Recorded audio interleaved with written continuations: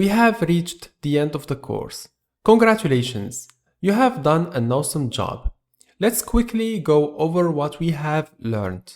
We started our journey by looking at the original transformer from 2017.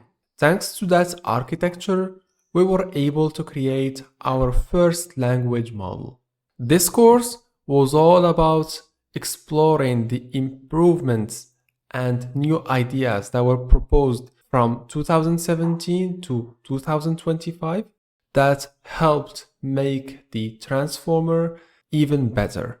As you can see from this diagram, we have tried a lot of ideas and we had to learn a lot in order to get here where we have improved the transformer architecture drastically. We observed that these new ideas significantly enhanced the transformer architecture across various aspects, such as memory usage, inference speed, better results, and more. We also noticed that each improvement helped lower the model's loss, which means it got better at understanding and predicting.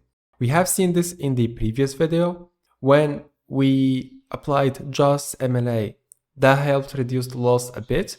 When we added to it really Swiglu, no dropout, etc., we kept reducing the loss further.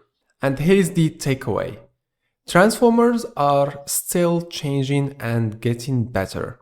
If you want to stay on top of things, keep an eye on the latest research. Thanks a lot for watching the course.